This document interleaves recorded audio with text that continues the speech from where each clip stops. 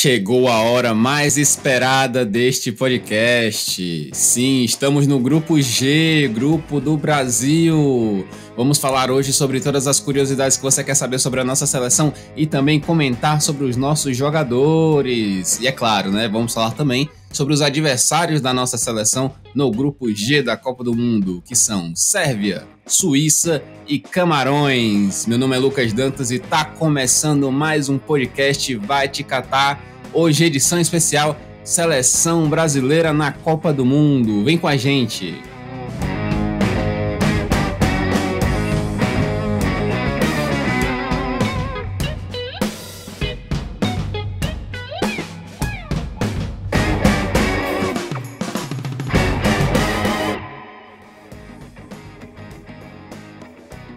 Bom dia, boa tarde, boa noite, você caro ouvinte do nosso podcast. Hoje, como eu falei, vamos falar sobre a seleção brasileira, a seleção canarinho aí na Copa do Mundo de 2022, que tá no Grupo G. Claro, para falar sobre isso eu vou chamar o nosso time de craques aqui do Vai Te Catar, Luiz Alberto, Bebeto e Lucas Gil, para gerar aquela polêmica, porque com certeza esse episódio de hoje tem polêmica. E para não alongar demais, eu já vou passar a palavra então para o nosso anfitrião, a pessoa responsável aí por apresentar a seleção brasileira neste podcast, Luiz Alberto, que vai falar um pouco mais como vem o Brasil para a Copa do Mundo. Daquela vez como se fosse a última. Beijou sua mulher como... República Federativa do Brasil. Situada na América do Sul, o Brasil é o quinto maior país do mundo. Tem hoje quase 215 milhões de habitantes. Sua moeda é o real, o idioma é o PTBR, religião predominante é o catolicismo e a capital, Brasília.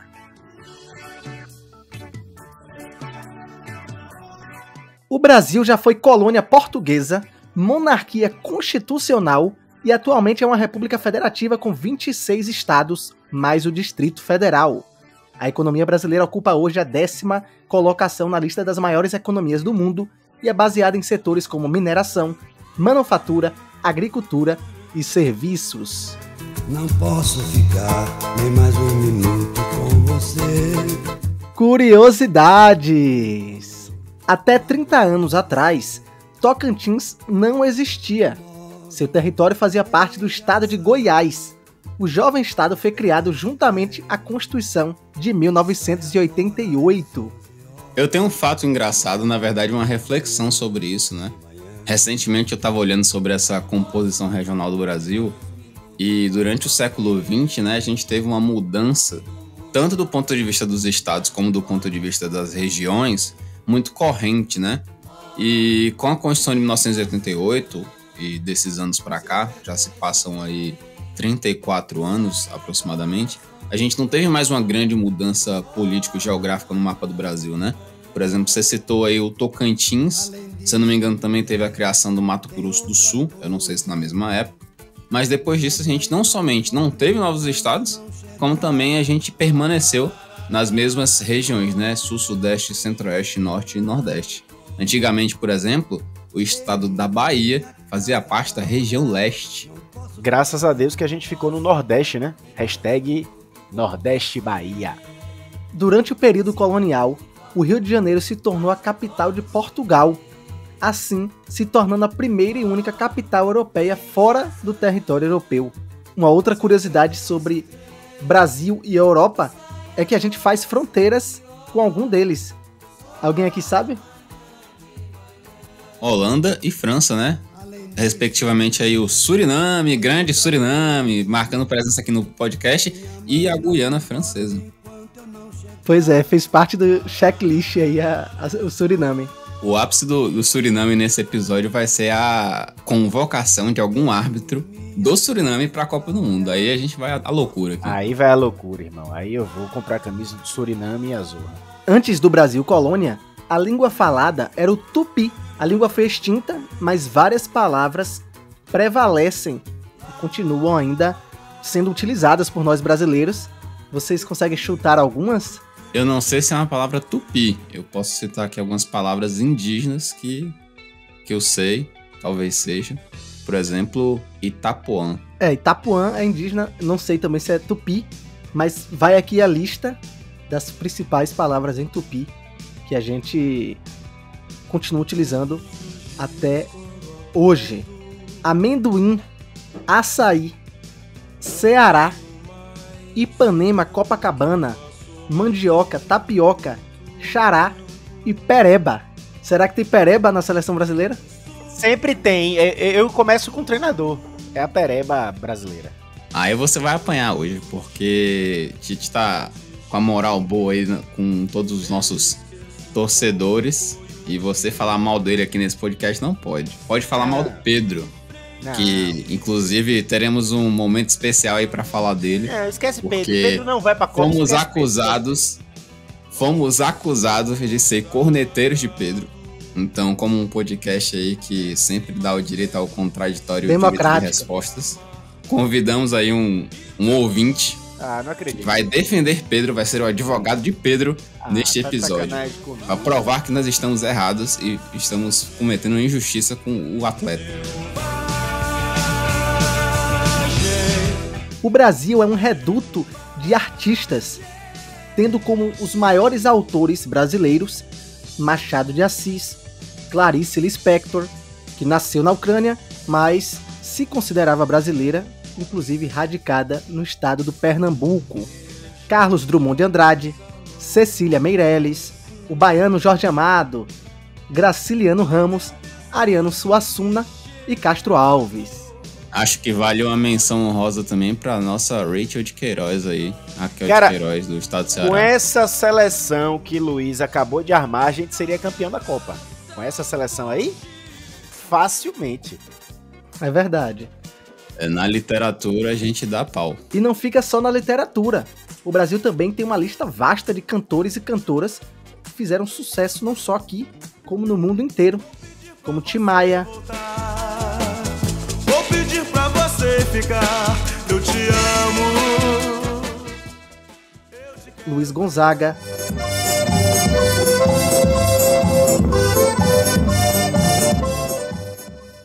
Raul Seixas, Eu sou a luz das estrelas, eu sou a cor do luar. Cartola, Preciso andar, vou por aí a procurar, sorrir pra não chorar. Caetano Veloso, Gil, Maria Bethânia e Gal Costa, Virá que eu vi, apaixonadamente como pele. Virá. Belchior, Não, eu não sou do lugar dos esquecidos, não sou da nação dos condenados, não sou do sertão dos ofendidos, você sabe bem, conheço meu lugar. Luiz, você me fez lembrar aquela lista, se eu não me engano, o SBT que fez, dos 100 maiores brasileiros do século. E aí você tá citando aí grandes personalidades, mas o povão que votava colocou alguns nomes aí do futebol, já que a gente tá falando aqui também do futebol, obviamente. Vocês lembram quem entrou assim nessa lista aí dos 100? Eu lembro de Dedé, jogava no Vasco na época, um dos maiores, né, do século. O próprio Neymar também estava ali entre os 30, Ronaldo Fenômeno. Será que tem esportistas? Você citou artistas, cantores, escritores, enfim, personalidades aqui do mundo cultural, mas cabe citar também esportistas? Certamente sim. A gente tem, claro, o rei do futebol, Pelé, tem a rainha do futebol, Marta, tem o rei do futsal, Falcão. Então o esporte está sempre em destaque. É um dado interessante que me veio à memória aqui agora, né? Falando sobre essas listas de maiores personalidades. Eu me recordo, na época ainda que o Papa João Paulo II era o Papa, né? Estava vivo. Ele era a personalidade mais conhecida do mundo. E vocês sabem quem era a segunda posição? Edson Arantes do Nascimento. Quase. Ronaldo Fenômeno. É, Claro, né? Isso se deve principalmente porque a pesquisa foi feita ali provavelmente entre 2002 e 2006. Ronaldo Fenômeno estava no auge da sua carreira, sendo o melhor do mundo, e ele era considerado a segunda personalidade mais conhecida da atualidade. Quero deixar aqui um salve pro El Patron, My Boss, Ronaldo. Zerão cabuloso, tamo junto, irmão. Você é o cara. Futebol. Como que eu vou, hein? No flow, por onde a gente passa é show, fechou. E olha onde a gente chegou. Eu sou raiz do futebol, ligou. Até gringo sambou, tocou Neymar, é gol. O histórico da seleção brasileira em Copas. A gente já falou sobre ele. Tá no 2º episódio do podcast Vai Te Catar. E eu convido todos vocês a escutar esse episódio, dá pause nesse aqui. Vai pro 2º episódio, que lá tem tudo. A gente tá falando sobre a seleção brasileira em todas as Copas, desde 1930 a 2018. A gente fala sobre os títulos, os vice-campeonatos, os vexames. Então vai lá conferir e depois volta aqui pra escutar o resto do episódio. Vamos lá conhecer um pouco mais sobre a Batalha de Berna, que a gente já falou aqui algumas vezes. No episódio 2 tem uma análise completa aí sobre esse episódio.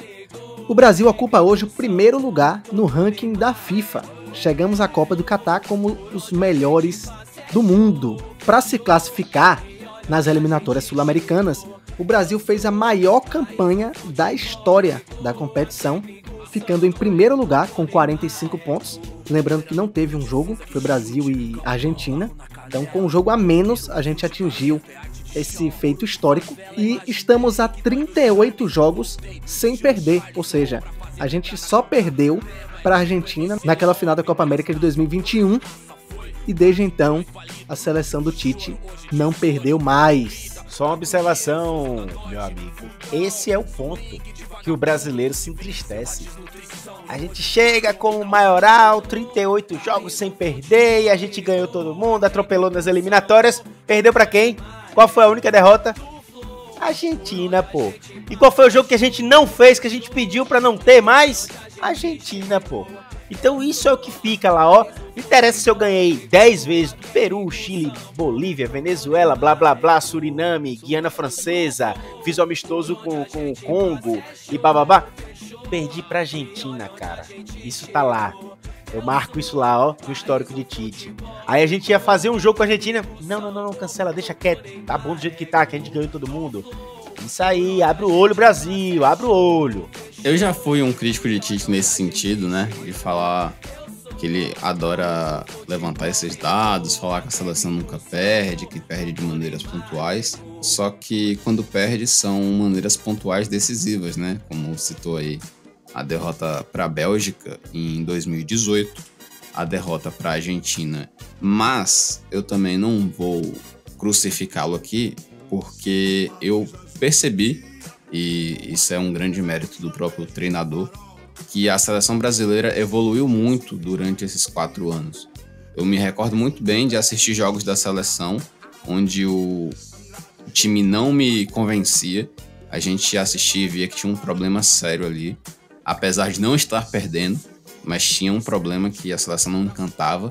E é algo que a gente não tem visto mais, essa seleção apática, assim, um time muito mais pra frente. E o Tite escutou a população, né? Colocou aí um time mais ofensivo, o Neymar ali no meio, para ser o grande armador da seleção. E a gente ter também outros craques aí brilhando, como por exemplo o Vinícius Júnior e o Richarlison.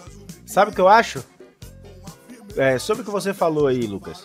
Eu acho que o Brasil, como seleção, ele não melhorou. Na verdade, os jogadores individualmente melhoraram.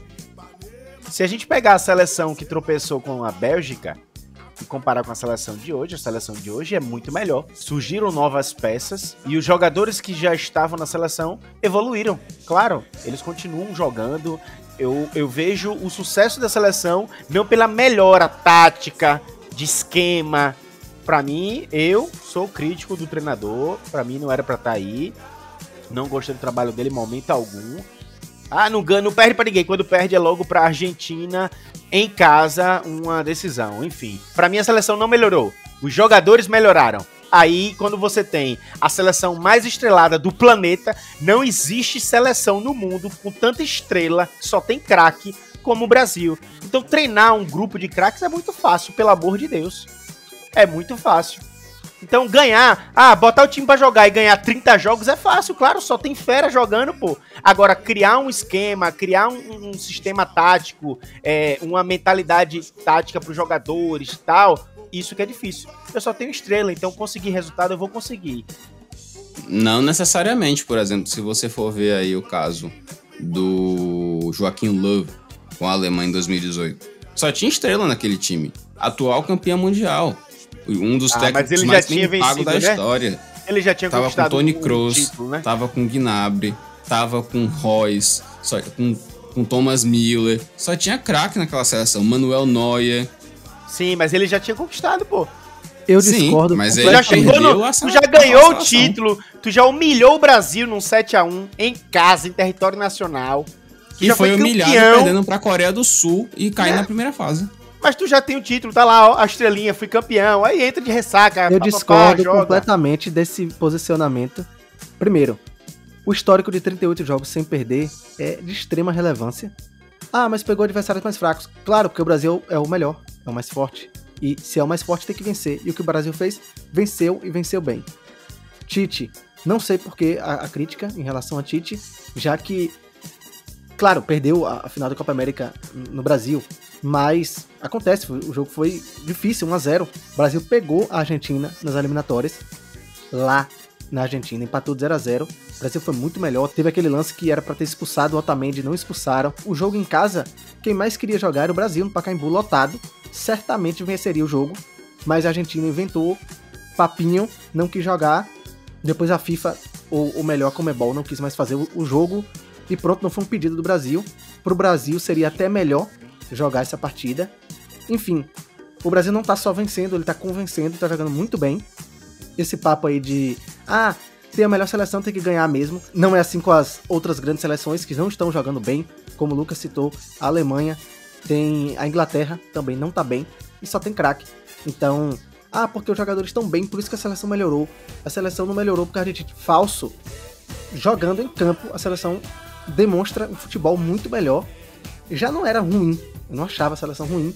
E hoje teve uma evolução absurda no esquema tático. O Brasil, que no penúltimo amistoso ainda colocou apenas um volante para jogar, botou o Vinícius Júnior lá no ataque, com um time extremamente ofensivo. E a gente goleou Gana. Exatamente. A gente pode falar que Tite era cabeçudo? Tite era cabeçudo. Tite era teimoso? Tite era teimoso. Tite armava a seleção errada? Armava a seleção errada. Mas tudo isso, pra mim, é passado. Porque a maneira como vem a seleção jogando nos últimos jogos, vem desempenhando um ótimo papel e mostrando que a seleção tem grandes chances aí de estar, sim, entre as maiores do mundo nesse Mundial. A gente tá aqui no penúltimo grupo, né?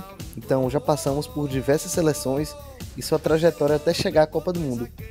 Eu não vejo nenhuma seleção até o momento, e já antecipando aqui, também do último grupo da Copa do Mundo, nenhuma seleção tem um percurso tão bom quanto o do Brasil. Mas enfrentou seleções mais fracas. Falso. Porque as eliminatórias europeias têm uma falsa competitividade. Geralmente no grupo onde você vai disputar a ida à Copa, você enfrenta uma seleção com seu nível técnico e às vezes nem isso. Mas tem a Eurocopa. Muitas dessas seleções que chegam na Copa do Mundo agora não chegaram nem nas quartas semifinais da Eurocopa. Então, é claro que a Nations League vai colocar essas seleções em nível de competição mais elevado. Aqui a gente está fazendo amistosos com seleções tecnicamente mais fracas, mas comparando o geral, fazendo uma média, a seleção de Tite é sim a seleção que chega mais bem preparada para a Copa do Mundo e que tem os principais jogadores hoje do futebol mundial. Coincidência? 2 anos após sediar a Copa, o Brasil ganha a competição. Em 50 sediou, ganhou em 58. 2014 sediou, será que ganha em 2022? Pois é, vamos ver. O nosso lema é ousadia e alegria, a nossa cara é pagode todo dia. Atacantes em alta. A seleção brasileira hoje tem os principais atacantes do futebol europeu. Vinícius Júnior, Antony, Neymar, Rodrigo, Gabriel Jesus, Jacaré, Rafinha e Richarlison, todos em grande fase na Europa. Mas espera aí, e Pedro? Será que ele vai para a Copa? Bom, eu acho que Pedro está em uma grande fase também. mas tá no Brasil. E eu tenho um certo pé atrás com esses jogadores que jogam aqui no nosso futebol brasileiro, porque o nível é um pouco mais baixo. Ah, mas você tá sendo preconceituoso com o futebol brasileiro. Não, eu só acho que na Europa o nível é muito maior. O sarrafo tá lá em cima. E se você tá jogando contra os principais defensores da Europa, que são os melhores do mundo, certamente você tem mais cancha para disputar uma Copa do Mundo, que é uma competição de até 7 jogos, uma competição curta. Eu não gosto da ideia de chamar o Pedro. Para mim, tem Matheus Cunha, que dá para chamar, o próprio Martinelli. Ainda que a gente tenha hoje mais espaço na convocação, porque não são mais 23, são 26 nomes. Mas mesmo assim, talvez, para mim, não tem espaço pro Pedro, que tá jogando muito. Mas no Brasil. Eu já me declaro um voto vencido, porque provavelmente ele vai ser chamado. Isso é algo inquestionável. Mas eu não concordo. Como eu já fui taxado aqui como o anti-Pedro desse podcast, né? Inclusive a gente vai exibir aí mais à frente um áudio de um torcedor do Flamengo, amigo nosso, que vem defender Pedro, inclusive por conta das minhas críticas e das críticas de Luiz. Eu vou primeiro embasar aqui por que eu acredito que o atleta não merece ir para a seleção. Além de tudo isso que o Luiz falou, né, do atleta não estar atuando lá na Europa, e isso prejudica ele porque ele não enfrenta jogadores com um sarrafo um pouco mais alto, eu acredito que Pedro não tem vaga na seleção porque ele não tem experiência também de competições mundiais. Ele teve a oportunidade de jogar as Olimpíadas de 2021 em Tóquio, mas o que aconteceu? O Flamengo proibiu o atleta de ser convocado. Então, uma ótima oportunidade ali que ele teria, tanto de mostrar o seu futebol como a sua mentalidade em uma competição mundial, que é o caso das Olimpíadas, ele não participou. E agora, que é a grande Copa do Mundo, a maior competição do planeta, as pessoas acham que Pedro tem uma qualidade para ser um atleta que esteja ali disponível para entrar em campo. Aí você fala, mas talvez Matheus Cunha não esteja em um bom momento do futebol. Sim, eu até concordo. Mas Matheus Cunha já tem experiência de futebol mundial. Pedro não. Eu não vejo o Pedro entrando, por exemplo, em umas quartas de final, o Brasil precisando ganhar o jogo, e Pedro ser esse nome que vai aí ganhar a partida pro Brasil. Obviamente na primeira fase, pegando uma Sérvia da vida ou até um próprio Camarões, eu acho inclusive que ele possa até fazer gols. Mas nos momentos decisivos que o Brasil precisará de verdade do seu centroavante, acredito que Pedro vai, como a gente costuma falar, amarelar. E não é porque ele fez 3 gols aí, porque ele tá arrebentando no Campeonato Brasileiro, que ele merece ir pra Copa do Mundo. Até porque a seleção da Sérvia não é o Bragantino. Rapaz, brincadeiras à parte, eu fico aqui falando, Pedro não vai, não porque eu não gostaria que ele fosse, mas porque eu acredito que no resultado prático ele não vai. Eu, particularmente, acho que ele deveria ir no lugar do Martinelli. Desse time de atacantes que se fala do Brasil, a minha crítica é do Martinelli. Só que ele tá no grupinho da panelinha de Tite, o grupinho das Olimpíadas, e aí talvez ele esteja à frente por isso. Ele já tá fora, ele disputou as Olimpíadas, o Flamengo não liberou o Pedro. Então assim, o Martinelli tá nesse grupo mais fechado, por isso que eu acho que ele vai. Eu, particularmente, acho que Martinelli sairia e entraria o Pedro, pra gente ter o cara lá. Acho que Pedro já mostrou capacidade, ele vem numa alta que o povo tá vendo, o cara tá voando no Brasil. A gente tem esse costume de não levar o cara que está voando meses antes da Copa e a gente ainda não aprendeu. Lembra de Neymar? 2010, o Brasil pedia, leva Neymar, Dunga. Ele, não, o grupo tá fechado, não vou levar o moleque que acabou de surgir destruindo, não. Não dá pra comparar Neymar com Pedro. Não dá, eu sei. A gente tá levando os craques que estão em alta, assim, acabei de citar aqui mais de 6 nomes, então... Sim, os caras estão em alta. Preterido por alguém que tá jogando muito também. Eu tiraria o Martinelli e levaria o Pedro. Mas eu acho que Tite não vai fazer isso, a minha opinião é essa. Eu já critico o Tite mesmo, acho que tinha que levar o Pedro no lugar de Martinelli, mas eu acredito que o Pedro não vai. Deixa a Bebeto falar aí. Eu devo estar maluco aqui, escutando essa discussão. Não há dúvidas, Pedro vai para a Copa do Mundo. Pedro está garantido na Copa do Mundo. Como assim, cara? Quantos jogadores podem ser convocados para a Copa? 26 nomes. aumentou e muito. Isso vai dar uma margem, ainda mais que o Brasil, em determinadas posições, provavelmente não vai levar o time completo, como por exemplo laterais, né, os alas. A gente não sabe se vai levar os 4, 2 direita e 2 esquerda. Pedro tá fazendo jus à convocação de uma lista de 26 nomes, sim. Ah, mas joga futebol brasileiro, joga no Campeonato Brasileiro. Foi convocado pela seleção agora, no amistoso. Entrou, jogou o quê? 20 minutos? Marcou. Ah, mas foi a Tunísia. Marcou, era a Tunísia o adversário. Não era o outro, não era a França o adversário. A gente não pode comparar porque ele não vai enfrentar a França. Então, não tem condições. Pedro vai jogar a Copa do Mundo pela lista ampliada e porque é o principal jogador do futebol brasileiro hoje. E quem sai, Bebeto? Você tá em cima do muro e não quer falar. Quem é que sai pra entrar ele? Não tem, tem que sair alguém. A lista tem 26 nomes e a minha crítica pode ser baseada nisso.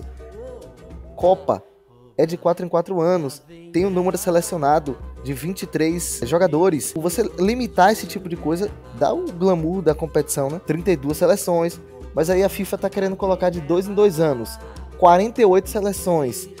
35 jogadores convocados. Aí você acaba perdendo esse glamour de limitar, né, a possibilidade de participações das equipes. Dito isto, nessas condições que está hoje, Pedro vai ser convocado sim.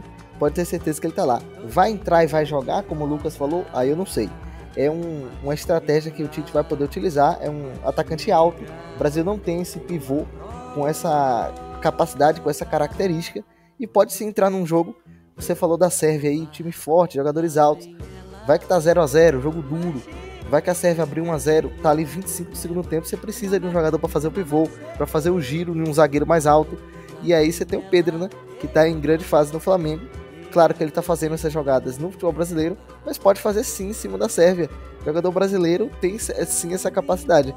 O Vinícius Júnior, quando fazia aqui, deixou de fazer lá no Real Madrid. O Rodrigo fazia aqui, faz lá no Real Madrid também. Tem que dar essa oportunidade. Esse papo aí de coloca Pedro quando estiver perdendo ou empatando. É um jogador alto, forte, centroavantão, né? Então vai meter gol. Foi com esse pensamento aí que a gente levou o Grafite. Não, peraí, pô, tu quer comparar a fase atual Fred, do Pedro com o Grafite, pô. E Tyson, que já não é um centroavantão, mas a gente levou um atacante, o Tyson Sérvia, do Shakhtar, tá jogando bem. Levou Tyson em 2018, também não deu certo, então esse papo aí de que vai entrar e meter Mas gol. o Brasil levou Luizão em 2002, foi utilizado em determinadas partidas, salvou o Brasil naquele jogo contra a Turquia, no jogo da classificatório, né, na fase de grupos. Você só tá citando aí jogadores que não deram certo, né? E Luizão, por sinal, jogava no futebol brasileiro naquela época. Pois é, apesar de eu não concordar com o atleta, eu também tenho consciência de que ele vai ser convocado para a Copa do Mundo. E eu acho que até, de fato, ele tem que ser convocado, porque se ele não for, o choro vai ser grande. E se ele for, ele vai mostrar quem ele é. E eu, como já falei, não tenho esperança nenhuma no atleta.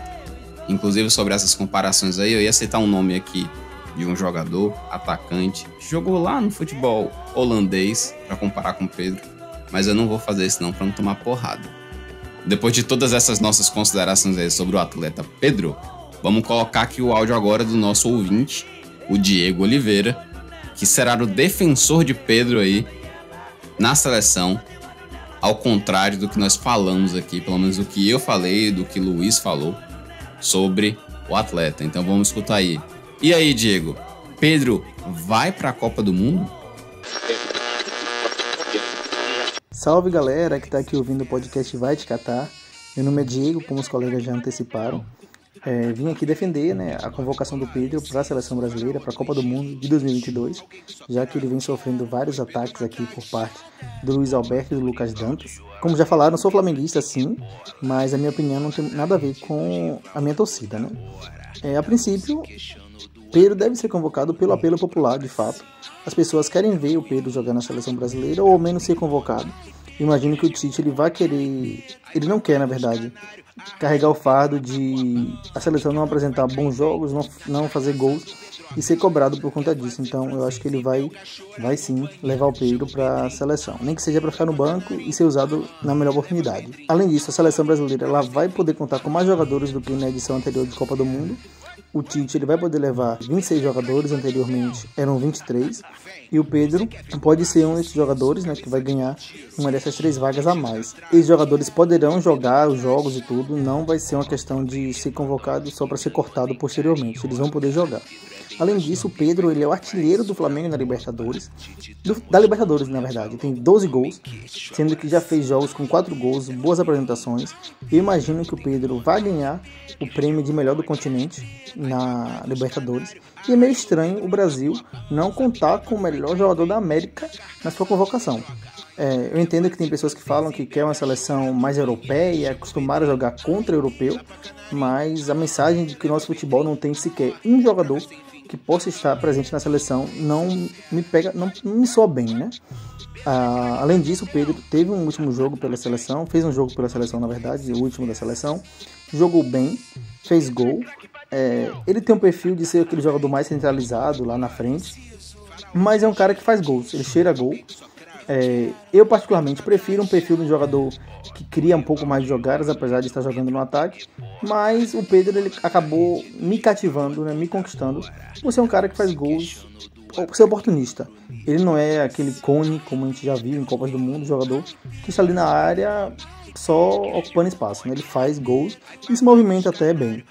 Então por isso eu acho que o Tite vai levar o Pedro, pelos motivos que eu citei, e teriam outros mais motivos para citar. Então é isso, muito obrigado a todos e abraço. Tá tranquilinho, brabo tem nome, queixo de cone. Pois é, né? São opiniões que divergem, mas como a gente falou, esse podcast aqui é democrático, até porque tem muito torcedor do Flamengo aí escutando a gente respeita a todos vocês, continue aí ouvindo a gente. Então, bola pra frente, né? Tem gente que concorda, tem gente que discorda, e assim a gente vai vivendo. Foi muito lúcido o Diego aí, viu? Lúcido. Apesar de flamenguista, foi lúcido. Ele tem um ponto, e como esse episódio está indo ao ar um dia depois da divulgação da lista de convocados, aquela lista de 55 nomes que é enviada para a FIFA, certamente a gente viu o Pedro tá nesse 55 e os outros também que a gente citou. Então vamos ver depois se ele vai ser convocado na lista dos 26. Destaques do Brasil na Copa do Catar. Além dos atacantes que estão em alta, que a gente já citou, tem também o goleiro Alisson, o goleiro Ederson, Marquinhos, zagueiro do PSG, Casemiro, multicampeão no Real Madrid, que hoje joga no Manchester United, e Paquetá.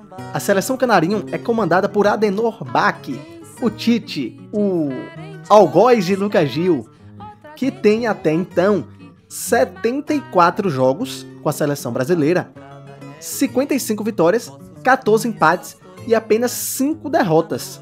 Seu aproveitamento é de 80,63%. Escalação: o Brasil deve ir a campo para o primeiro jogo da Copa do Catar com Alisson, Militão na direita, Marquinhos e Thiago Silva, e Alex Telles na lateral esquerda, talvez o Renan Lodge, Casemiro, Fred, Paquetá e Neymar, Rafinha e Richarlison. E o Vini Júnior? Vinícius deve ir ao banco, ele que foi testado no time mais ofensivo, nesse amistoso contra a Gana, por exemplo, mas eu acredito que Tite vai ser um pouco mais conservador, até porque a estreia de Copa do Mundo é uma seleção difícil, como o Bebeto falou, e vai comentar sobre ela agora, que é a Sérvia. Então eu acho que ele vai de Fred, que é para povoar aquele meio campo ali e dar um pouco mais de estabilidade à defesa. Eu quero deixar o meu destaque aqui para 2 peças. Uma delas é o Vini Júnior, que para mim vai ser um dos grandes destaques dessa seleção, juntamente com o nosso atacante, o Richarlison. Eu acredito que o Richarlison, apesar de todas as críticas, ele vai ser um dos melhores jogadores dessa competição. Confio muito no atleta, admiro muito seu futebol e espero ver ele fazer muitos gols aí pela seleção. Claro, né? Neymar é uma estrela à parte, mas eu acho que essa Copa vai ser a Copa dos Meninos, Copa de Richarlison e de Vinícius Júnior.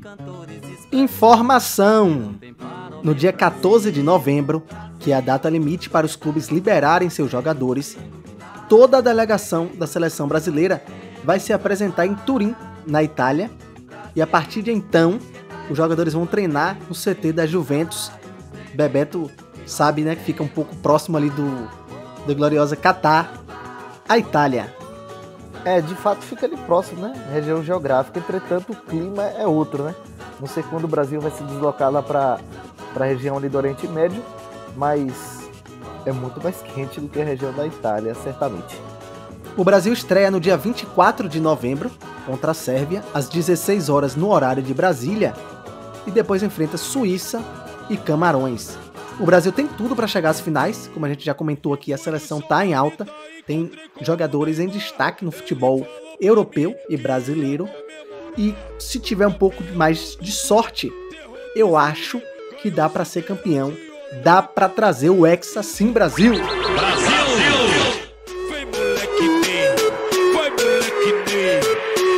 Neymar Júnior, o craque da seleção brasileira, ele que na Copa pode bater o recorde de gols de Pelé. Pois é, Neymar está a 4 gols de igualar o rei do futebol na seleção brasileira e tem tudo para ser na Copa do Catar. Neymar que tem 73 gols marcados, enquanto Pelé tem 77. Com 30 anos de idade, Neymar muito provavelmente vai jogar a sua última Copa do Mundo.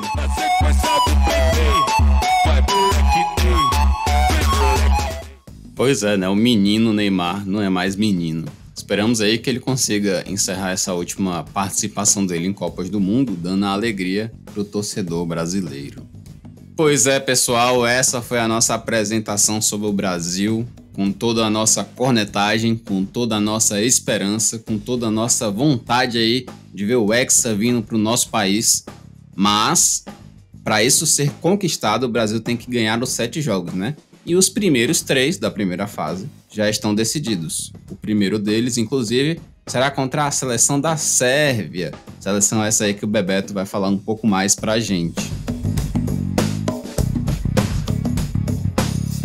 Seleção sérvia de futebol, uma das potências europeias e que sofreu nos últimos anos, nos últimos 30 anos, alguns processos de independência, mas a gente vai ver aqui que não interferiu no seu futebol, pelo menos não em termos de seleção, porque vem sempre figurando em Copa do Mundo, sempre figurou quando era Iugoslávia, figurou quando era Sérvia e Montenegro, foi na Copa de 2006 e agora como Sérvia, né, desde 2007, 2008, foi para a Copa de 2010, foi para a Copa de 2018 e está indo para a Copa agora de 2022 no Catar. Só não foi para a Copa de 2014 no Brasil, então uma potência realmente no futebol europeu e que tem grandes jogadores agora para essa Copa de 2022, a gente vai ver aqui mais para frente. Como é que chega a Sérvia para a Copa do Mundo? A Sérvia é a atual 21º no ranking da FIFA, vinha participando de uma competição que é bem balizadora, que serve como parâmetro aí pré-Copa, que é a Nations League, fazia parte da segunda divisão, né? Seria o grupo B, a série B do futebol europeu, mas conseguiu acesso, viu? Subiu a Sérvia que estava no grupo 4, passou o trator e nesses últimos jogos, agora em setembro, venceu a Suécia por 4-1, hat-trick do Mitrovic, vamos falar dele mais pra frente também, e ganhou a Noruega. Esse jogo valia vaga, foi disputado na Noruega, time do Haaland, vocês conhecem, atacante que faz gol de tudo que é jeito do Manchester City, enfrentou a Noruega lá dentro, o estádio lotado, e venceram 2-0, gol do Mitrogol, o Mitrovic, e um do Vlahovic, que é a sensação aí do futebol sérvio. Antes de adentrar na seleção atual da Sérvia, eu gostaria de deixar registrado aqui que a gente já falou sobre a antiga Sérvia, que é a Iugoslávia. A gente falou no episódio anterior sobre a Croácia.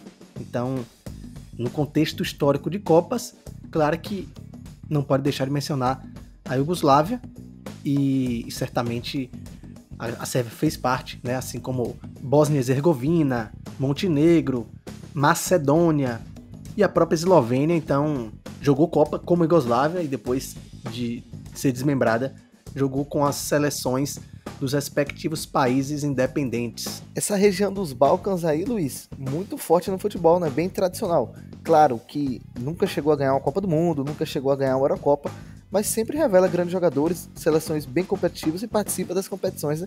Você falou aí, citou algumas. Bósnia estava na Copa aqui do Brasil, a Eslovênia jogou a Copa de 2006 e 2010, se eu não me engano. Jogou em 2010. Copa da África do Sul. E isso jogou 2010.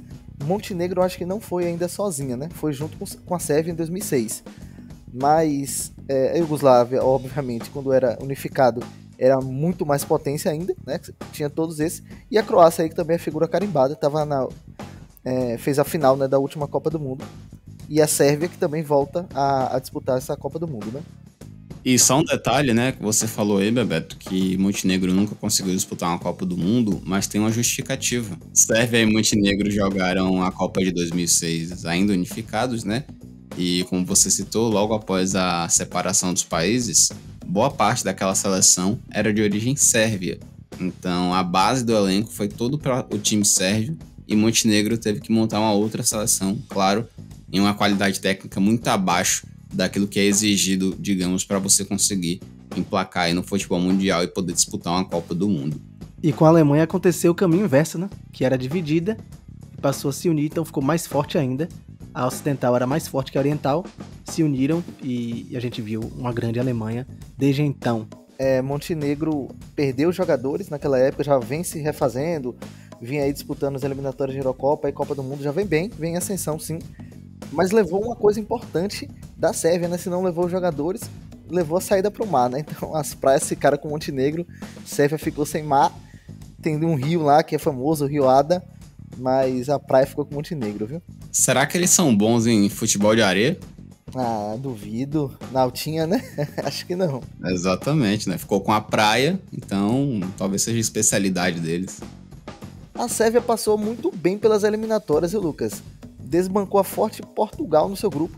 Isso também só tinha Portugal e Irlanda, assim, de grande, né?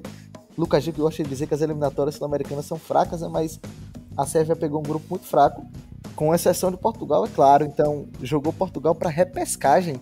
Então, você já vê o nível da equipe, né? A força do futebol sérvio. Principais nomes da seleção. Seleção que é treinada pelo Dragan Stojkovic. Não é o Dejan Stankovic, aquele meia que jogou no futebol italiano, fez sucesso na Inter de Milão, jogava demais. Não é ele, é o Dragan Stojkovic, que é ex-craque também da seleção iugoslava. Conta com um elenco que disputa aí as principais ligas. Claro que não são jogadores que são os principais jogadores das equipes, né? São jogadores mais coadjuvantes, mas tem sua importância sim no futebol europeu. O craque do time é o Meia Tadic, né? Jogador do Ajax, muito bom jogador, aí líder de assistências do futebol holandês por muitos anos, melhor jogador do futebol holandês aí nos últimos 3, 4 anos com certeza, e é o craque do time, né? O homem-gol é o Mitrovic, como eu brinquei aqui antes, o Mitrogol, faz gol de tudo que é jeito, jogador forte, alto, tem uma capacidade de finalização absurda. Será que é o Pedro deles? Não sei, mas vem fazendo muitos gols também na temporada, jogando pelo Fulham, né, que é na Premier League. Futebol inglês a gente sabe que é um nível altíssimo, e ele é um dos artilheiros da Premier League, viu? Jogou agora na Nations League, fazendo gol de tudo que é jeito, e colocou aí a Sérvia para jogar a Série A da Nations. E o companheiro de ataque é a sensação do futebol sérvio, sensação do futebol europeu, jogador jovem aí que foi contratado pela Juventus agora por cerca de 80 milhões de euros.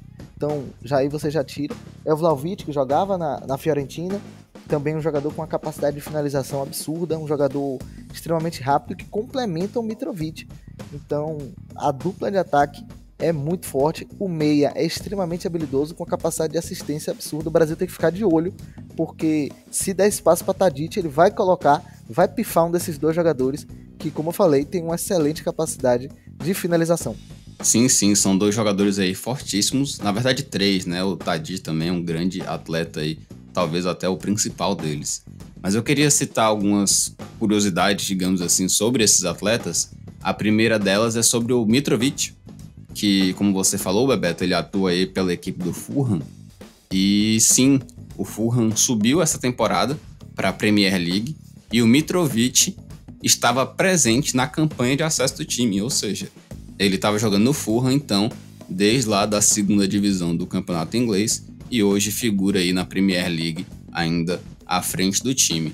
O Vlahovic, como você citou, é um grande atleta da Juventus, e dentre esses dois, eu vou ser bem sincero, o Mitrovic, apesar de todo o sucesso que ele vem fazendo, não me assusta, porque Inclusive, ele enfrentou a seleção brasileira em 2018, não foi um atleta aí que deu muito trabalho.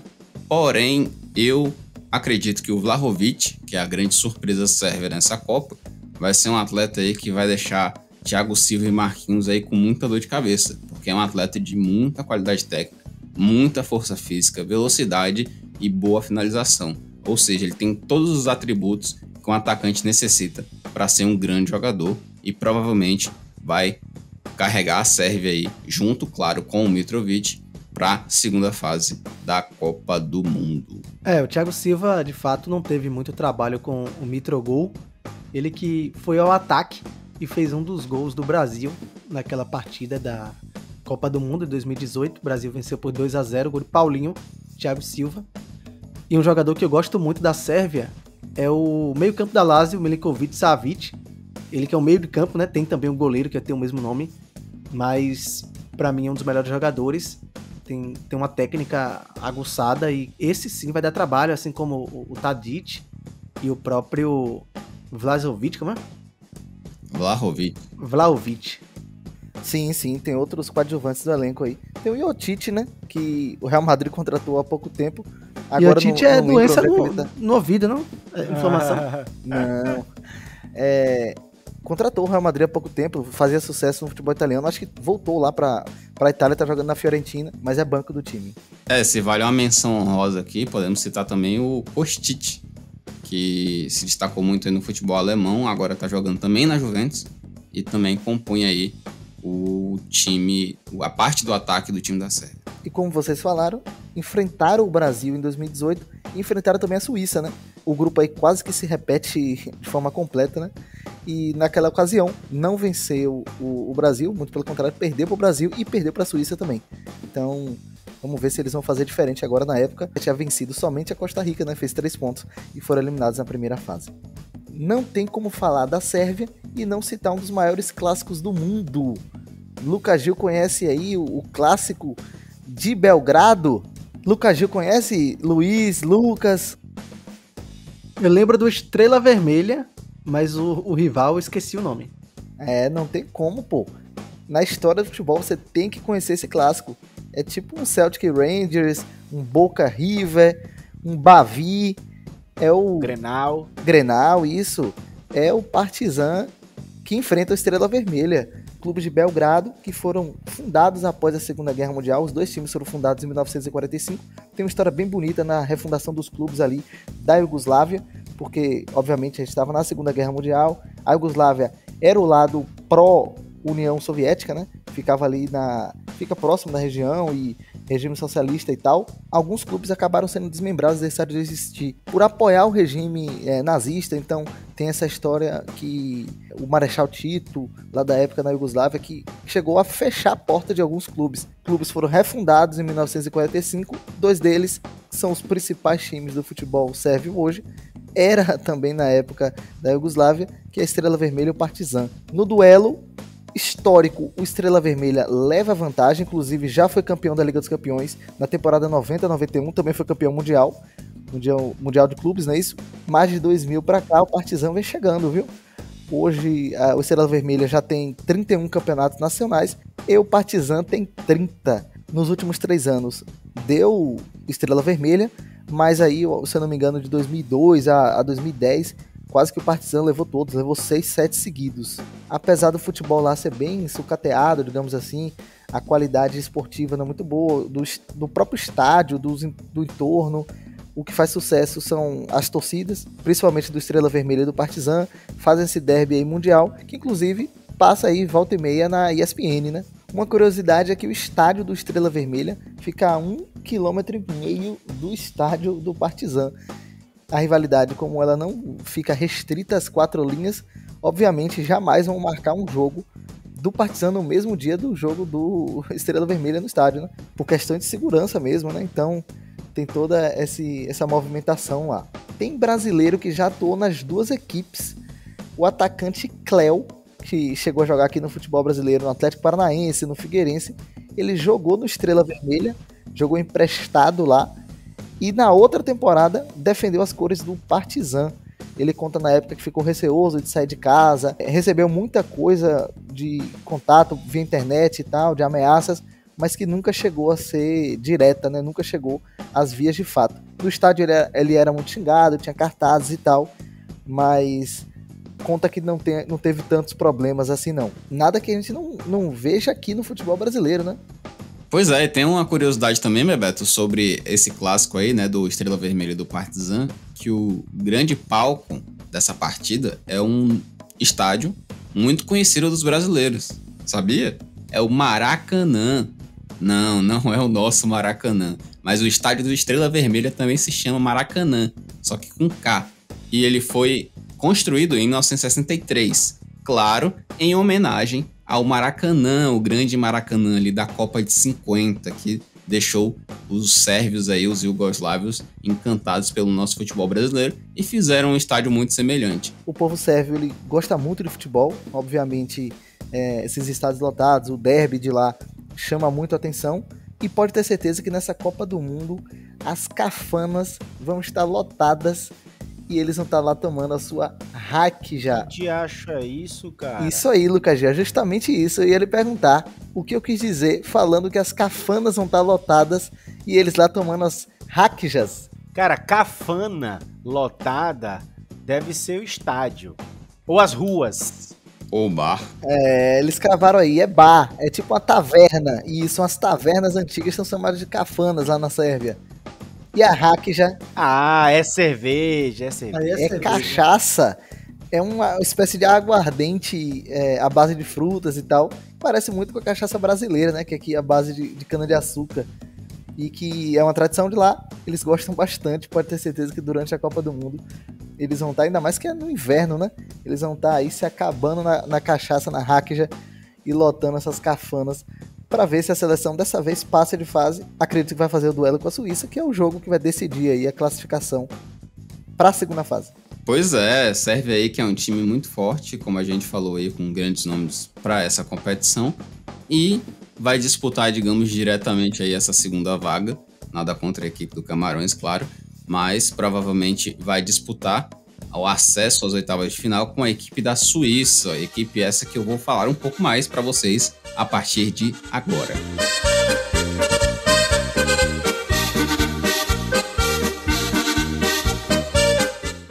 Suíça, um país gelado ali no meio da Europa, entre Alemanha, Áustria, Liechtenstein, Itália e França. Sim, ele é cheio de fronteiras, ele tá no meio de todos esses países. Tic-tac, tic-tac. É um país conhecido aí pelos seus relógios suíços, pelos seus chocolates e principalmente pelos seus bancos, né? A Suíça também é conhecida por Helvétia, que significa, na verdade, Helvécia em latim, que faz referência aí à área onde o país hoje está situado, que era uma parte, digamos assim, do Império Romano, né? Sua capital é Berna, a gente já falou aqui algumas vezes, mas a sua maior cidade é Zurique, com aproximadamente aí 370 mil pessoas. O país tem 8,5 milhões de pessoas e corresponde aí, digamos, à metade da população do estado do Rio de Janeiro. Eu faço essa comparação com o Rio porque sua área é de 44 mil quilômetros quadrados, que sim, é aproximadamente o tamanho do estado do Rio. Porém, como a gente citou aí, com a metade da população, né? O Rio de Janeiro tem aproximadamente 16 milhões de habitantes, a Suíça tem 8,5 milhões de habitantes. Assim como a Bélgica, ele tem 4 idiomas oficiais, que é o alemão, o francês, o italiano e o romanche. No entanto, o alemão é falado por 60% da população e o romanche, que é um idioma tradicional suíço, é falado por apenas 0,5%. Sua moeda é o franco suíço, e se a gente for fazer uma conversão direta, o real equivale aí a 17 centavos de franco. Vamos então falar um pouco mais sobre as curiosidades do país gelado, né? O país aí conhecido pelos Alpes suíços. Lá nasceu a Cruz Vermelha. Isso é meio inteligível, né? Quando você olha ali para a bandeira da Suíça. Mas a Cruz Vermelha foi criada lá em 1863, na cidade de Genebra. Genebra, que também é uma cidade muito conhecida aí de muita gente, né? É a sede da ONU, é a sede da OMC, é a sede da OMS e mais outra série de organizações mundiais aí, não é? A Suíça, apesar de ser a sede da ONU desde 1966, ela só faz parte, de fato, das organizações das Nações Unidas só a partir de 2002. Então ela viveu todo esse tempo aí, sendo, digamos assim, a sede das organizações, mas não fazendo parte do conselho da organização. Dizem que a Suíça é a sede do mundo, inclusive isso está anexando os grandes corruptos, lavadores de dinheiro, os multibilionários que escondem suas riquezas nesses famosos bancos suíços, né? A própria FIFA também é sediada na Suíça.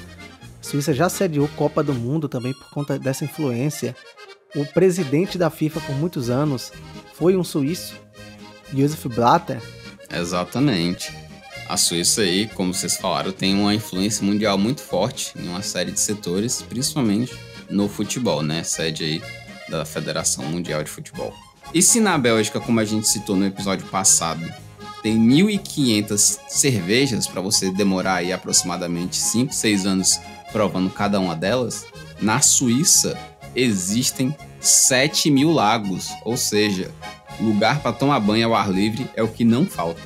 É claro, né, que você só vai conseguir fazer isso, talvez, no verão. Nas outras vezes é melhor só ir lá, olhar mesmo, ver como é bonito, tirar sua foto pro Instagram e voltar para casa. Eles são os maiores consumidores de chocolate do mundo e também os maiores exportadores. Eles exportam cerca de 180.000 toneladas de chocolate por ano. Não faz sentido. Você tem noção do quanto de chocolate Luiz Alberto consome? Você sabe se ele é suíço? Não, cara, mas não faz sentido a Suíça consumir mais chocolate do que aqui, não. Acredite, eles são os maiores consumidores. Proporcionalmente deve ser, né? Obviamente por conta do tamanho da população.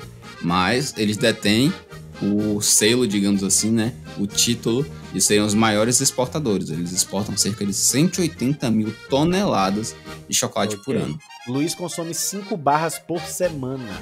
A Suíça agradece aí o cliente fiel. A Nestlé, que é suíça, né, Lucas Conquista? Exatamente, a grande marca aí, que não é só mais de chocolates, né, mas ficou conhecida principalmente pelos seus chocolates, é uma marca suíça. E essa curiosidade aqui, ó, eu vou mandar para Lucas Gil. Lá na Suíça, se você quiser ter um cachorro, você tem que fazer um curso. O que é que isso quer dizer? Mas... Lucas Gil na Suíça mesmo não ia ter um cachorro. Ia ser reprovado no curso para adotar um animal. Lá, eles são um país muito preocupado aí com as regras de proteção dos animais. E para você ter um cachorro, você tem que fazer um curso para você se declarar apto e responsável para poder cuidar de um animal. Aonde? Eu cuido do meu animal mais do que eu cuido de mim mesmo. Então eu passaria nesse curso aí de olhos fechados.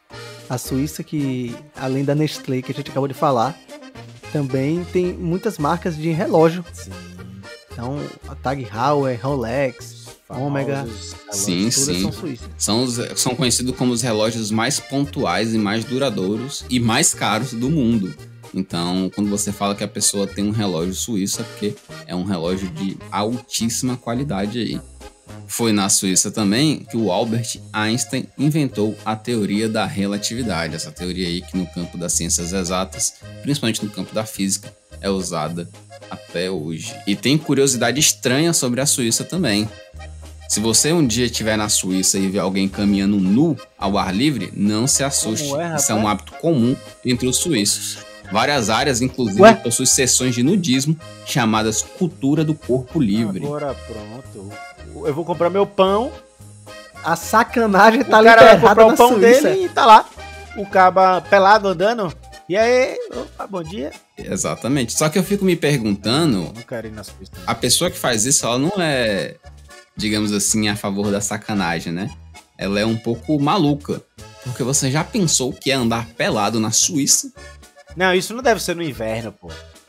Tem Isso é esse verão, ponto isso é também, verão, né? isso deve ser no No verão deve calor fazer danado. 15 graus deve lá, ser no gente. verão. O verão suíço. Exatamente.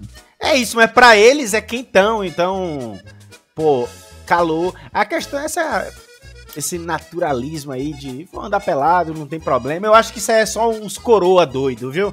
Na minha opinião, as meninas novinhas, bonitinhas vão sair pelado na rua? Aonde? Eu já não vou na Suíça, que eu sei que só vou ver os velhos pelados lá. Pois é, eu no meu frio carioca aqui, bateu 21 graus, eu já tô debaixo de 5 cobertas. Pois é, e na Suíça também, eles têm um grupo chamado Grupo Anti-PowerPoint. Sim, eles são contra o software da Microsoft de fazer apresentações, e eles afirmam que o PowerPoint causa um dano econômico de 2,1 bilhões de francos suíços anualmente, porque reduz a qualidade das apresentações e também faz com que pare de se vender flipcharts, que são aqueles blocos de notas gigantes, e cavaletes. Então, eles falam que o PowerPoint é um perigo à nação. Não, pelo amor de Deus, pô, manda o cara procurar o que fazer. Manda ele dar 3 voltas na praça aí pelado e pensar na vida.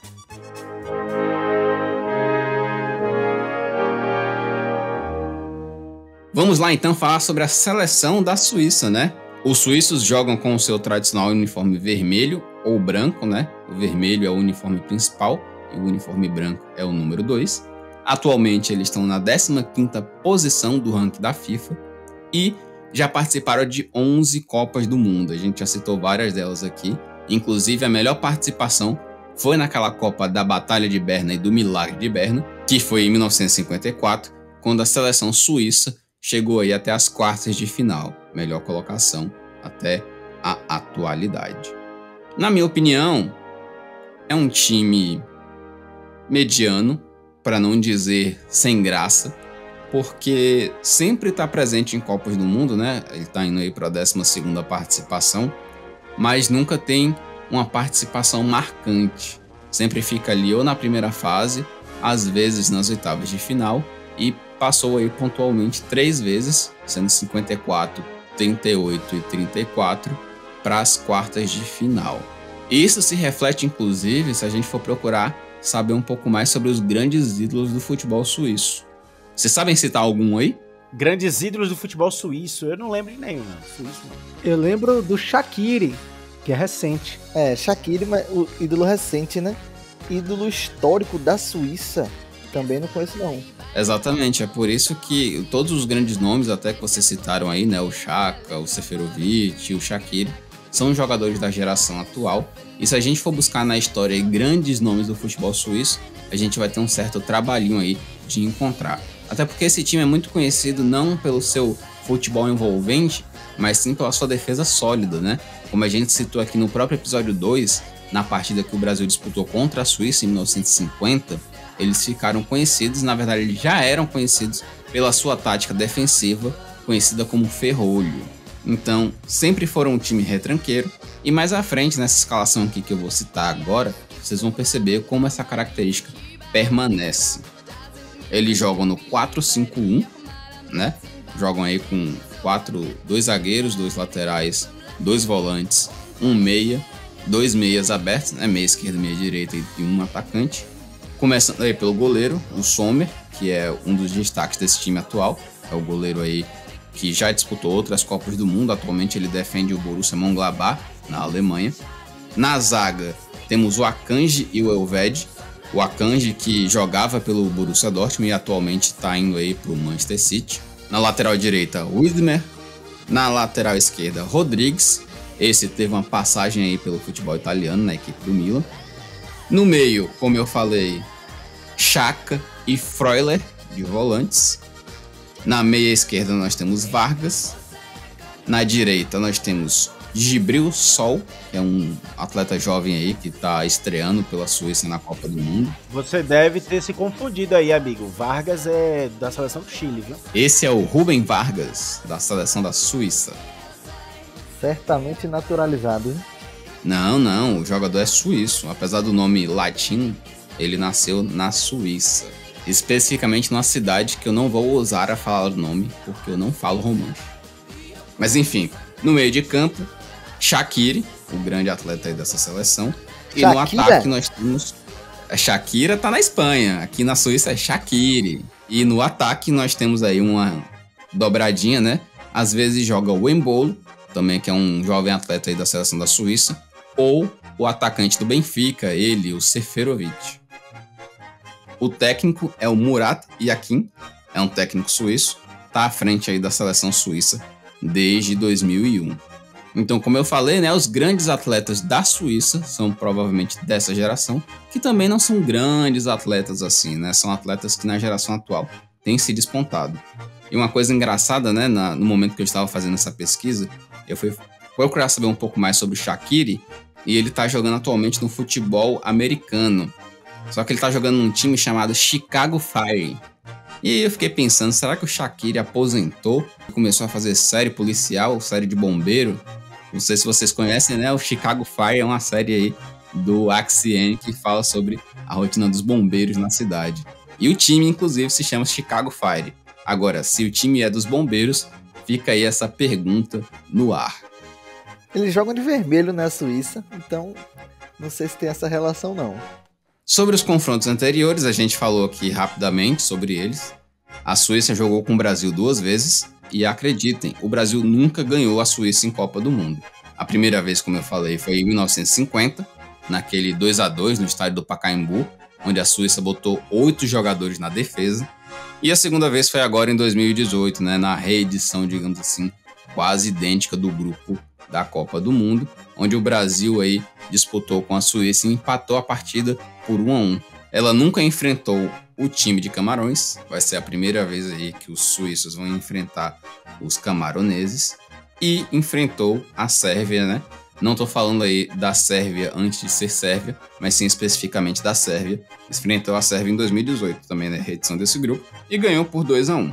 E sobre essa partida, né, a gente tem uma coisa muito interessante para falar, porque provavelmente teremos capítulos novos sobre esse assunto, que é a relação do Shaqiri e do Xhaka com o Kosovo. Quem não entende aí, o Kosovo é uma região que se declarou independente ali no território sérvio, porém não foi reconhecida pelo governo central da Sérvia como um país. Então, né, o Shaqiri e o Xhaka, eles fizeram na época, né, em 2018, o símbolo da bandeira da Albânia, que é uma águia negra de 2 cabeças, quando eles marcaram gols na vitória, nessa vitória que a gente citou aí de 2-1. Isso porque, né, a maioria do povo de Kosovar é de origem albanesa.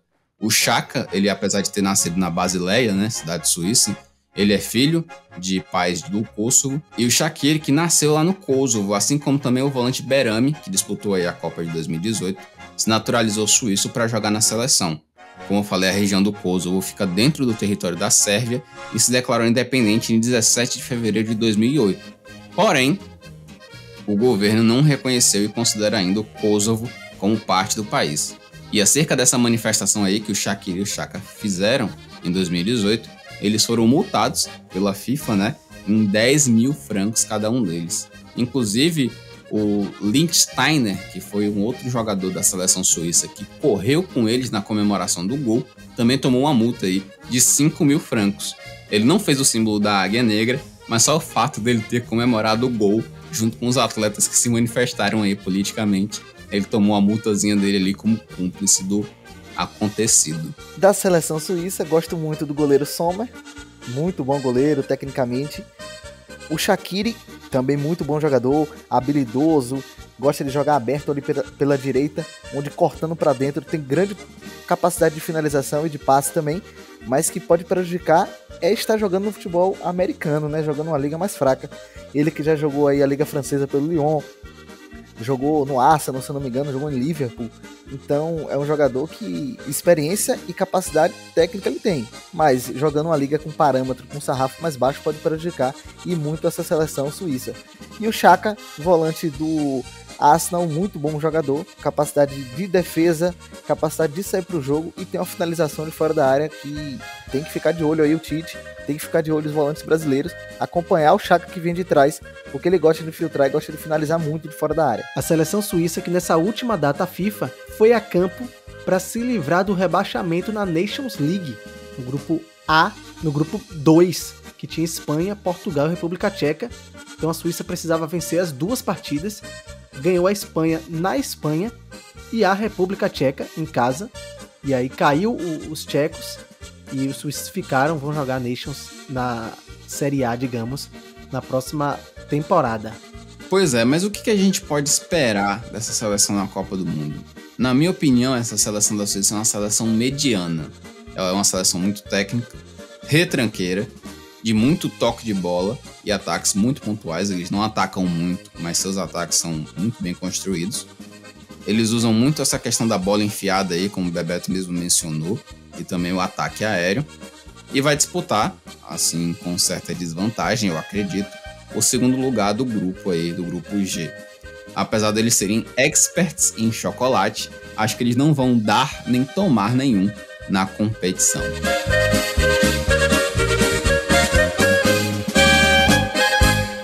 E para finalizar as seleções deste grupo G, vamos chamar aí o nosso atleta Lucas Gil, ele que está atuando hoje pela equipe do Camboja, mas veio aqui dar uma presença especial e falar um pouco mais pra gente sobre a seleção do Camarões. E aí, Gil, como é que vem os camaroneses pra Copa do Mundo?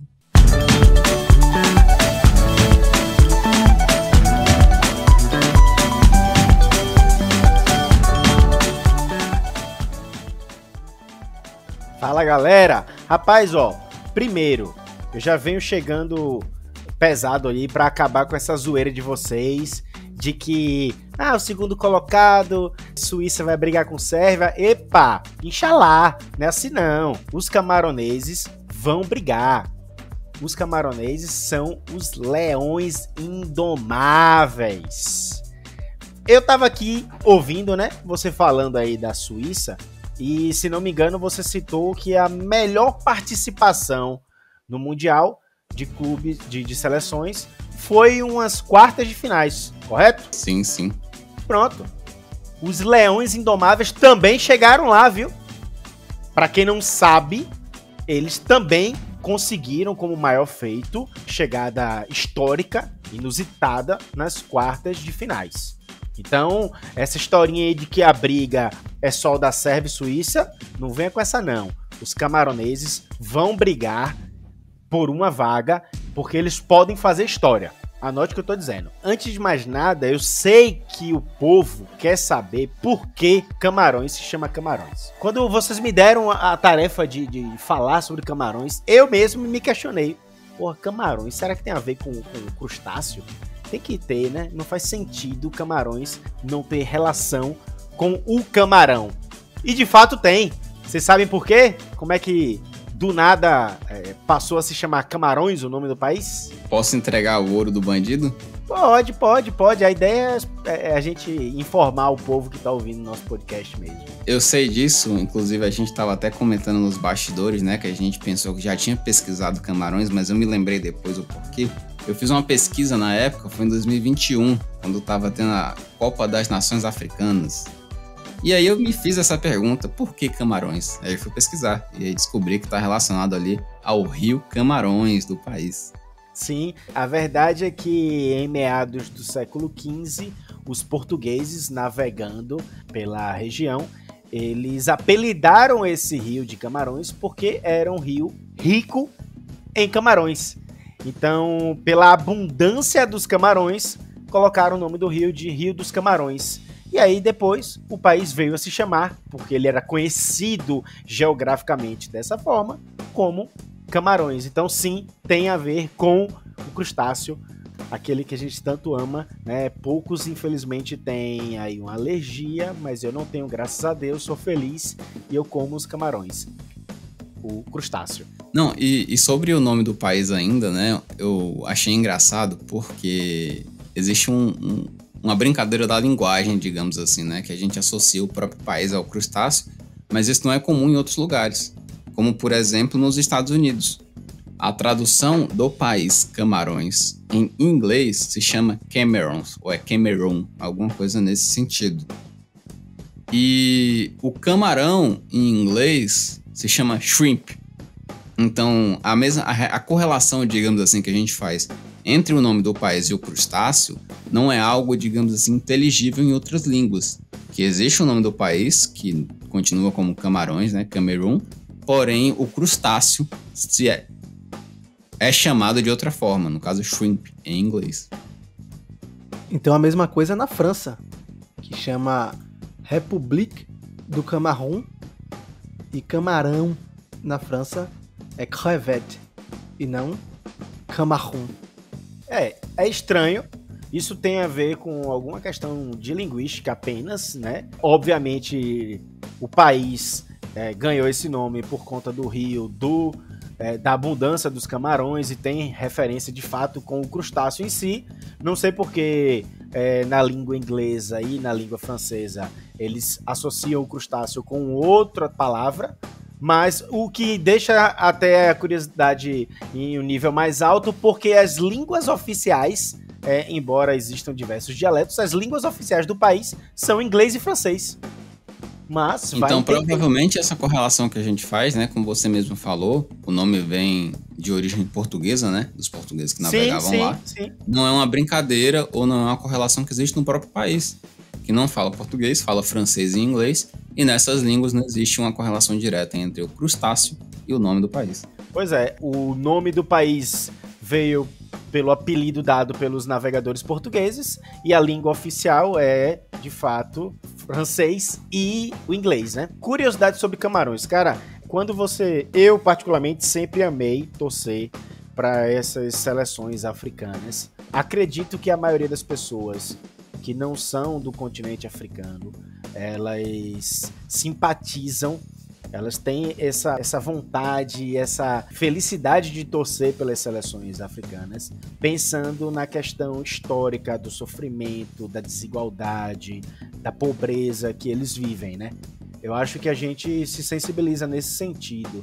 E, cara, quando eu sempre, desde criança, eu torço para que essas seleções avancem mais, conquistem algo histórico, justamente por conta dessa questão social mesmo. É uma disparidade muito grande com as prateleiras de primeiro mundo aí do futebol, a nível inclusive de condição de treino e até de garimpo de jogadores, e como um camaronês, por exemplo, né, citando o caso concreto, chega a se tornar um jogador de futebol. Vamos para as curiosidades. Primeiro, quando a gente fala de Camarões, quase a metade do país é composto de florestas ainda. Pelo menos 40% do país não é área habitável, né? São florestas. Segundo, Camarões é considerado um país extremamente jovem. Vocês sabiam que em torno de 43% da população do país tem até 14 anos? Ou seja, é absurdo. A população é muito jovem. Quase a metade da população é criança. Isso na verdade reflete problemas com relação à expectativa de vida, saneamento básico, saúde, porque provavelmente a expectativa de vida é baixa. Mas qual é o problema? Vamos lá agora. 70% da população do país, o que é muito, 70%, o que é isso, cara? 70% vive da agricultura e pecuária. Como é que você vai se tornar um jogador de futebol se você já nasce num sistema que você tem que ir pro campo, você tem que trabalhar com agricultura ou pecuária para sobreviver? Então é muito difícil você garimpar um jogador e uma criança ter a condição de virar jogador de futebol, né, no Camarões. Outra coisa, 40% da população do país está abaixo do nível da pobreza. A gente está falando de miserabilidade. Então, assim, quando eu vejo uma seleção dessa entrar em campo, eu aplaudo, eu torço, eu vibro mesmo, porque é muito difícil aqueles caras terem se destacado, terem se tornado jogadores profissionais. E eu não tô falando de jogadorzinho, não, porque esses caras jogam em grandes ligas, então, assim, tem que aplaudir. Vamos a dados do futebol. Chutem aí, ranking da FIFA. Eu gosto de botar o chute pra ver quem chuta bem. No Baba, Luiz chuta bem, mas às vezes não acerta. 18º. 50º.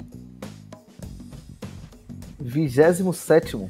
Não, primeiro eu já começo dizendo o seguinte: Lucas Dantas, você foi banido do Camarões. Se você descer no aeroporto, você já volta direto. Você nem entra no país, né? Começa daí.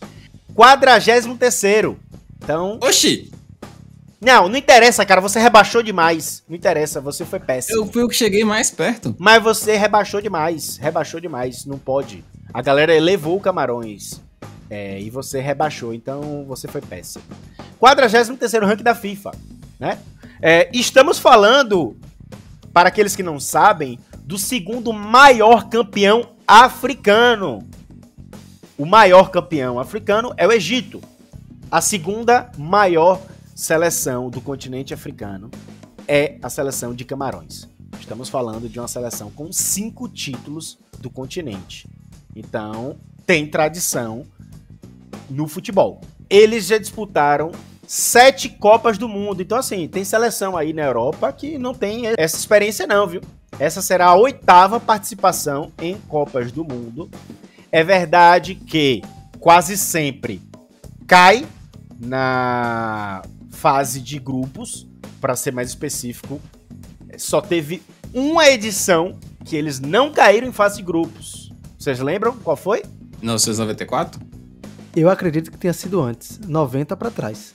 Luiz Alberto foi muito bem dessa vez no chute, porque foi 90. Camarões disputou 7 Copas do Mundo, caiu, em regra, todas com exceção de uma, nas fases de grupos, mas a Copa de 90 é a grande Copa, é a estrela da seleção. Os caras caíram num grupo difícil e se classificaram em primeiro lugar. Destaque. Quem era cabeça de chave no grupo? A Argentina. A Argentina. Que foi vice-campeã em 90. É, a seleção do Camarões passou para as oitavas, venceu a Colômbia. Venceu a Colômbia, certo? Por 2-1. Chegou nas quartas de finais, perdeu num jogo duríssimo contra os ingleses. Então, ser eliminado nas quartas para a Inglaterra na prorrogação por 3-2. Então, veja como eles competiram. Podiam chegar numa semifinal, cara. Pegaram Inglaterra nas quartas, um jogo duríssimo em prorrogação, perderam por 3-2. Então, assim, essa é a Copa dos Camaroneses.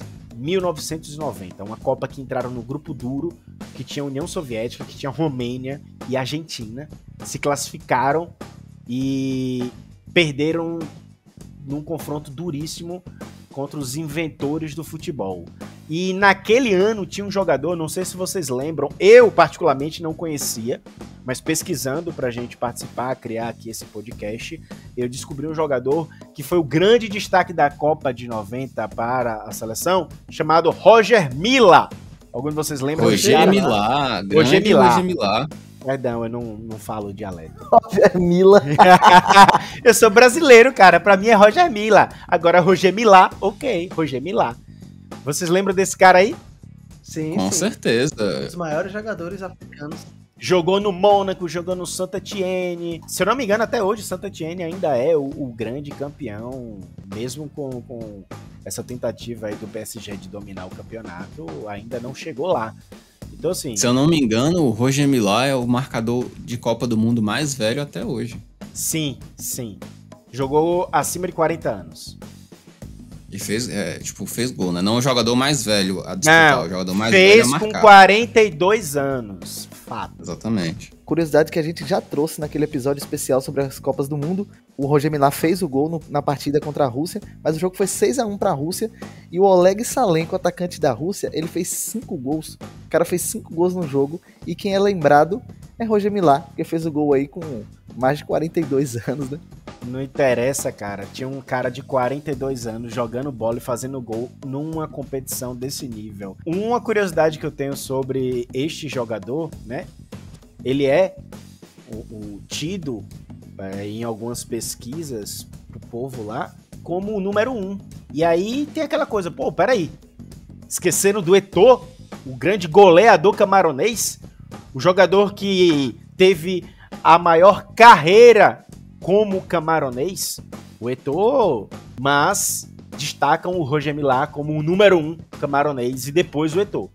Embora o Eto'o também seja o maior goleador. Vocês acham o que disso aí? Eu prefiro o Eto'o. Eu sei que o Roger Milla tem essa tradição aí de ter sido o jogador mais velho a marcar em Copas. De fato, foi um dos maiores jogadores do futebol africano.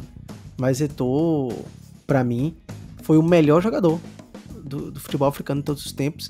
Ele que fez sucesso no Barcelona, venceu a Liga dos Campeões no Barcelona, foi pra Inter de Milão, venceu também a Liga dos Campeões lá.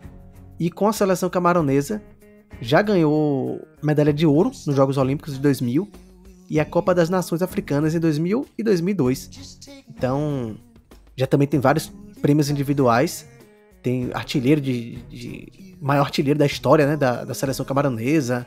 Enfim, foi artilheiro de várias Copas das Nações Africanas também. Então, certamente, com esses números, ele fica em primeiro pra mim. Eu também considero o Eto'o o número 1. Você citou aí o grande feito no futebol camaronês, né? A seleção em si conquistar esse ouro nas Olimpíadas. É uma seleção de destaque na competição africana também. Eu não sei se alguns consideram o Roger Milá por conta do feito da Copa de 90, que foi a grande Copa de Camarões, e talvez coloquem ele à frente só por isso, porque ele era o jogador daquela Copa, foi o destaque daquela Copa para a seleção, foi o maior jogador, e talvez porque Camarões conseguiu chegar nas quartas de uma Copa do Mundo, por isso colocam ele à frente. Mas eu particularmente também cito o Eto'o. Uma coisa engraçada, eu descobri numa pesquisa que o Roger Milá foi convocado para a Copa de 90 porque era amigo do presidente do país. O presidente que ficou, eu nem sei se ainda é ele, mas eu sei que ele ficou pelo menos 30 anos no poder, lá em Camarões, era amigo do Roger Milá, gostava do cara e levou o cara pra Copa. Então, imagina se a moda pega, hein? O presidente escalar. Eu acho que a gente só ia ter o time do Palmeiras jogando essa Copa do Mundo, hein? Pelo menos ele sabia jogar bola, né? Podia ser pior. Não, o presidente escalou o cara que fez a maior campanha e se tornou um ídolo, né? Então, assim, o presidente se deu bem, hein? Podia se dar mal, mas acabou se dando bem. A seleção camaronesa que chega para essa Copa do Catar com uma certa moral, tendo em vista que desbancou a Costa do Marfim na fase de grupos das eliminatórias africanas e no confronto final venceu a Argélia. Tinha perdido o primeiro jogo em casa, em Camarões, e venceu lá na Argélia por 2-1 e se classificou para a Copa do Mundo. Olha aí. Então, chega com moral, porque a classificação foi duríssima, né? Teve que desbancar grandes adversários, inclusive jogando fora. Chega de fato com moral para essa Copa do Mundo. Por isso que eu falei, suíços e sérvios, abram o olho, porque Camarões vai brigar, vai lutar para chegar com uma classificação aí histórica para uma próxima etapa.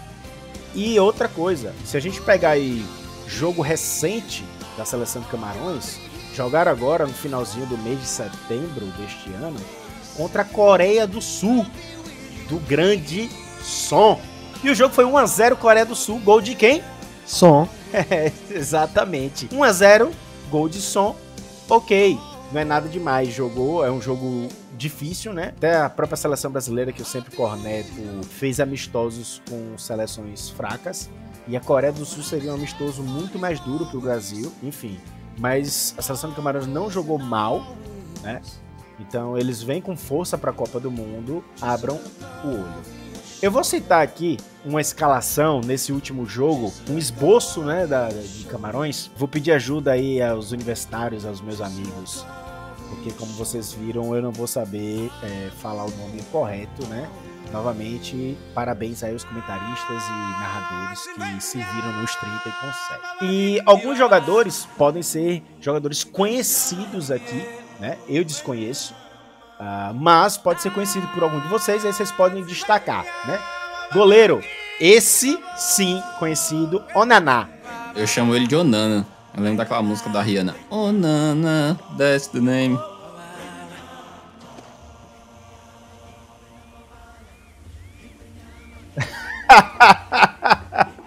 Rapaz, gostei, velho. Eu nunca tinha pensado. É Onaná mesmo.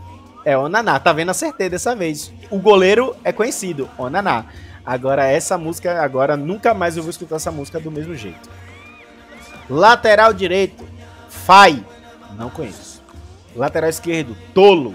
Não conheço. Dupla de zaga, Incoulu e Casteleto. O Incolu aí que teve participação, né, em grandes ligas, já atuou aí pelo futebol francês, pelo futebol inglês e também pelo futebol italiano. No meio de campo, Ondoa, Onguet e Rongla. Desconheço esses jogadores, espero que joguem bem. No ataque, Gamaleu, Aboubacar e Mbeumo. O Aboubakar é o camisa 10 dessa seleção. O Aboubakar, que já jogou no futebol francês, também passou 5 temporadas no Porto.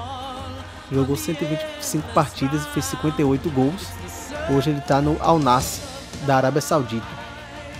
Sim, e é interessante também a gente falar, ele não tá nessa escalação aí, mas provavelmente vai ser titular na Copa do Mundo, que é o caso do Choupo-Moting, que joga ali no Bayern de Munique. Ele não tenho certeza se ele é titular no Bayern de Munique, agora eu não me recordo, mas ele tem algumas atuações e entra sempre no campeonato alemão aí para defender a equipe da cidade de Munique. O treinador de Camarões, o que eu não sabia, é o Paulo Bento. Vocês lembram dele? Português? Sim. Eu não tenho uma boa lembrança porque ele treinou o Cruzeiro. Tentativa frustrada, né, de acesso à Série A. Mas tudo bem, ele não tinha peças para poder competir de fato. Hoje ele treina a seleção de Camarões. Desejo toda a sorte a ele e aos Leões Indomáveis. Espero que consigam um feito histórico, que se classifiquem para as oitavas, quem sabe novamente para as quartas. Não é a seleção de ouro que a gente já viu os camaroneses, mas a gente sabe que toda a Copa do Mundo tem zebra, não é verdade? Então quem sabe dessa vez os Leões Indomáveis novamente se tornam aí uma zebra e avançam. Desejo sorte a eles, espero que consigam aí essa segunda vaga. Eu não acredito que Camarões seja um candidato à zebra, não só porque não tem uma grande seleção, você citou aí os nomes e não são grandes jogadores conhecidos que jogam na Europa, por exemplo, e também porque o grupo é difícil. Foi assim em 2014, Camarões também pegou um grupo difícil, tinha o Brasil, tinha a Croácia e o México, e Camarões perdeu todas as partidas, tomou goleada da Croácia de 4-0, tomou 4-1 também do Brasil, então talvez não tome tantas goleadas assim, já que Suíça e Sérvia são times que priorizam mais a parte defensiva, mas acredito que não vai dar para Camarões, não vai ser dessa vez que Camarões vai voltar às oitavas e às quartas de finais da Copa do Mundo. Pois é, a gente sempre vive falando aí, vai dar zebra, mas vamos ver se dessa vez vai dar leão, né? Leão aí, que representa a equipe dos Camarões. Apesar de que eu só conheço um leão bom, que se chama Leão da Teranga, que é a grande equipe de Senegal. E os outros leões que eu conheço são todos muito fracos. Tem um leãozinho aí que, no estado da Bahia, eu acho, tá na Série B do campeonato. Esse aí só dá derrota. Vamos ver se os Camarões vai pro lado aí dos Leões da Teranga ou se vai pro lado das Leoas aí que eu acabei de citar. Pois é, pessoal, chegamos então ao fim de mais um episódio e agora nós vamos pro nosso quadro preferido, que é o Quem é o Atleta? E no episódio de hoje, a responsabilidade pela voz misteriosa é de Bebeto. Lembrando então que o placar tá 3 acertos pra mim, 1 acerto pro Lucas Gil e 1 acerto pro Luiz, que acertou o Emerson Sheik semana passada. Então vamos lá, Bebeto, solta aí a voz misteriosa pra gente ver quem é o acertador dessa semana. Ansioso, né, quando vai chegando mais perto, né, mas como eu sempre falo, né, o trabalho tem que estar sendo bem feito aqui no Flamengo para as coisas acontecerem. É Pedro. É o Pedro, atacante que vai para a Copa do Mundo, mesmo a contragosto do Luiz e do Lucas. Pois é, apesar de eu não gostar do atleta, inclusive por eu não gostar do atleta é que eu conheço perfeitamente a voz dele.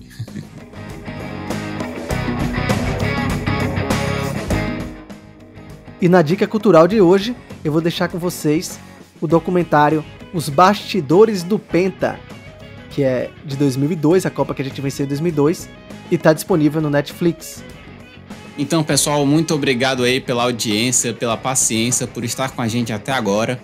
Então, peço a vocês aí que deixem também o seu like nesse episódio na plataforma de streaming que você estiver ouvindo. Siga a gente nas redes sociais, nós estamos aí no Instagram, no Twitter e no TikTok, além, é claro, do YouTube. Então, muito obrigado aí mais uma vez por estar ouvindo a gente. Esse foi o episódio sobre o Grupo G da Copa do Mundo, falando aí sobre o Brasil, Sérvia, Suíça e Camarões. E semana que vem tem mais. Vamos falar então sobre o último grupo do Mundial do Catar, que é o Grupo H, grupo da seleção portuguesa. e dos nossos conterrâneos uruguaios. Mais uma vez, muito obrigado e até a semana que vem. Tchau, tchau.